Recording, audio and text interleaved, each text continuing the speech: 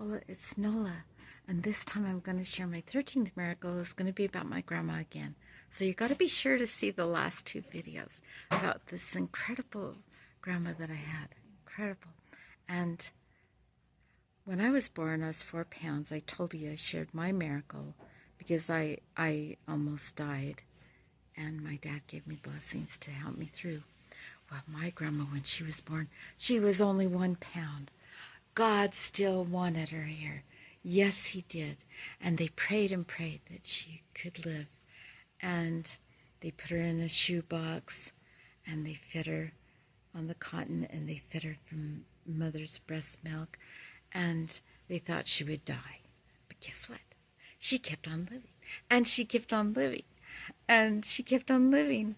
And 3 or 4 months later, they took her to church for the first time, and she was told that the preacher's son saw her, and she had no hair, no eyebrows, and a weird looking skin. And the preacher's son said, "That is the ugliest baby I've ever seen." Oh no.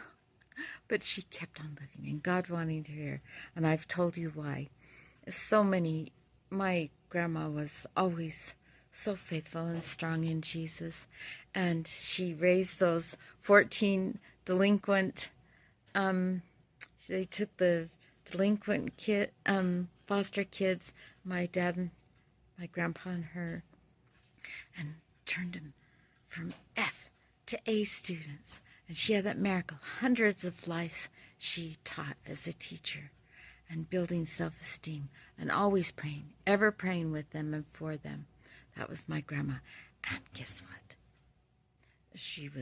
They voted her in as Anaconda's Mother of the Year. Well, then they put her in for Montana's Mother of the Year. And she even got to be in the Calgary Parade. They even gave her a mink coat, and all these different gifts. Anyway, she was just the most incredible woman. She even had Bible studies for her town that was 25 miles out. And she even had created a women's choir. And it would religious sided, and it would tour all over Montana. And that was just how my grandma was. And I had this blessing and gift of having her bring in my life. And it was a gift and a miracle for me to have my grandma in my life. Anyway, so I wanted to share that one last thing about my grandma. Over and out. Don't forget Jesus.